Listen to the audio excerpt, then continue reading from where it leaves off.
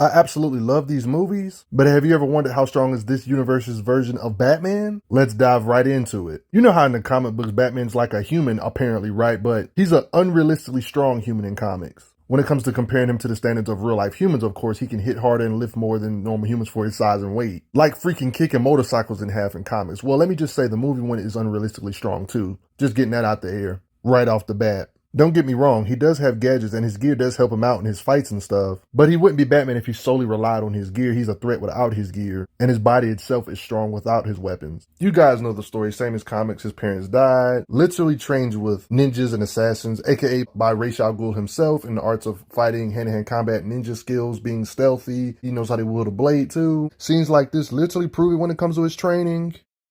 Him and Selina, Catwoman, take out a group of trained killers by themselves. You got a case like this where he's not even wearing his battle suit and he still can knock out beings with ease. He takes out at least 6 prisoners by himself with no gear during his earlier days. He makes this kind of stuff look easy when it's really not. Like, this is a lot of people, and some of them even got guns, y'all. Or just armed in general. So he has a lot of superhuman moments, right? Standard Batman lore, right? He did go through some suit or gear evolution, one could say, between his 3 movies. Like, when it comes to his first armor, it has his perks, though. We've seen him actually eat a taser if this armor's durable. Kevlar bi-weave. This sucker will stop a knife. Bulletproof. Anything but a straight shot. The way the suit is built in tandem with one another, like the gloves that he wears can actually make his cape flare out to do the classic Batman glide. He has little spike junks right here that are not just for show. We've seen him actually stab into a cliff when he was about to fall off the cliff. Can stop and break swords. He has gear to tear into vans. He can summon a swarm of bats to where they're all swarming him and they're all around him. His suit has pretty much a hood in it. He has stuff we can communicate in the suit. But of course, he ends up upgrading, getting a better suit that has more mobility, but loses the level of durability this one had. He had blades before, but these can shoot out.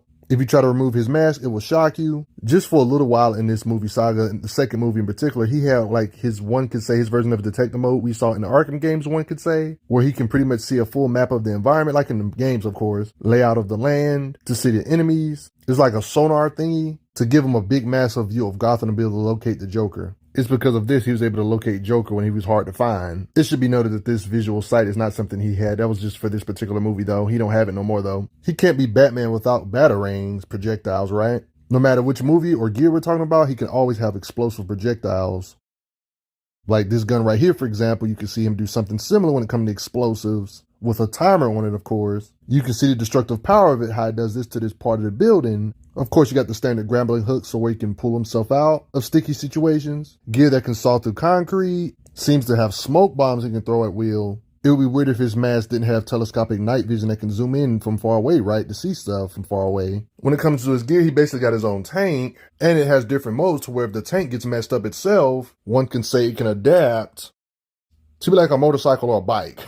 Gadgets and stuff aside, although in every movie he's definitely strong, one could say he was in his worst condition here to the point where he actually needed a cane. He had to use like gear to help his punches or kicks and stuff. One could say this could aid his striking power, but yeah, it's implied that he got himself back into shape though. Right off gate, let's start off to talk about how strong he is. You try to do this when it comes to being strong enough to lift a man up with literally one arm, brute strength, even though this was a strain, for him to be able to pull up a guy that's unconscious with one arm. So that's our bare minimum. If we assume that this grown man of Ra's al Ghul goes at least 200 pounds, that means with both arms, he can at least lift 200, at least 400 pounds as a bare minimum. It's like saying even in this Nolan universe, even though this Batman isn't as strong as comic book Batman, he can still bench press at least a bare minimum of 400 pounds, right? One can make an argument that his gear or gauntlets can make him do worse or more impressive stuff because we literally seen him bend the barrel of a gun. One can say this is the same instrument that helped him be able to rip through a van. Lifting grown people up seems to be like a normal thing for him,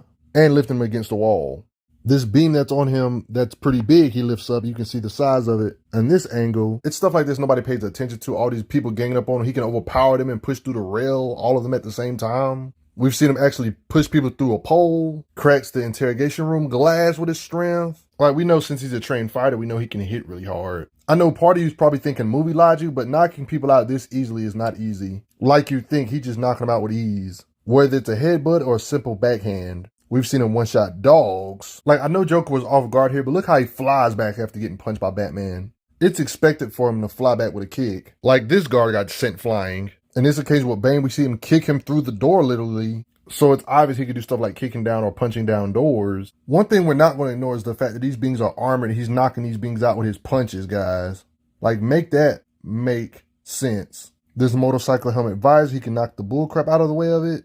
There was these chains holding this door and he was able to hit it open. It's moments like this that imply he'll be able to punch through certain sized walls, one could say. One can say his gear amps his strikes, one could say, to where he can kick so hard he can chip off bricks. Implying his kicks will be able to do this to a wall if he had to, especially with the enhancements on his leg. He does end up getting a leg brace, but even without the leg brace, he can still do this to cars by landing on it with his leg power. Are they implying Batman's legs can withstand pressure enough to do more damage than this to a car's hood? Like, you see how the car got warped when he landed on it, right? That's definitely superhuman, like warping a car like this. You can get an idea of his strength by the beings he has to fight, like Bane, who can do this to pillars with his punches. Stuff like this also implies if he was to punch something like in this area, it would do something like this to the wall with his punches. Like, we literally see Batman taking abuse of punches from a being that can punch this hard. Then one could say whatever his punches can do, his gear can do better when it comes to explosive power. Like I already showed how he can have explosives in his weapons and gel and stuff to blow through walls completely. And with this kind of gear, we know he can obliterate walls and stuff if his fist can do something somewhere in the ballpark of that. And to whatever he can do physically or with those weapons, his Batmobile is literally a tank. So it can do way better when it comes to destructive power, blast power. Without even talking about his blast power, it can run over police cars. Even vehicles that are apparently bigger than it, it can just like eat the attack from it. It's one of the vehicles that could probably level small buildings without even blasting it. Like doing it to these pillars.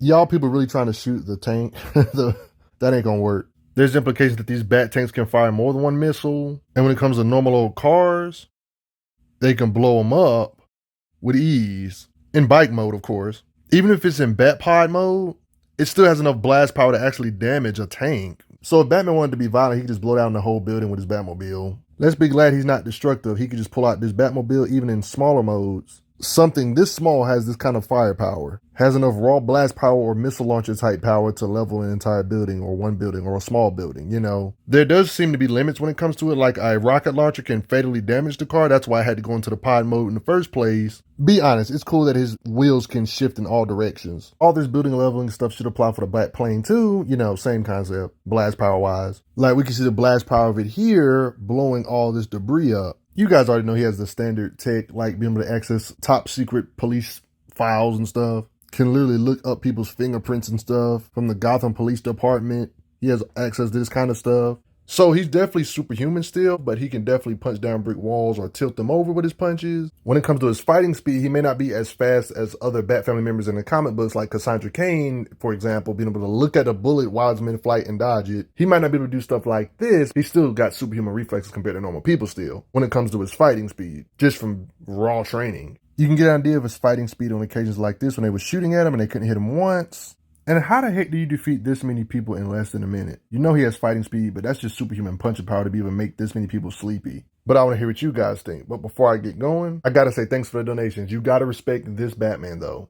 I'm glad you are enjoying your time on the channel. Make sure you check out the playlist on the channel to see other How Strong videos. If you like what this channel is offering, make sure you hit that subscribe button, and I will see you guys later.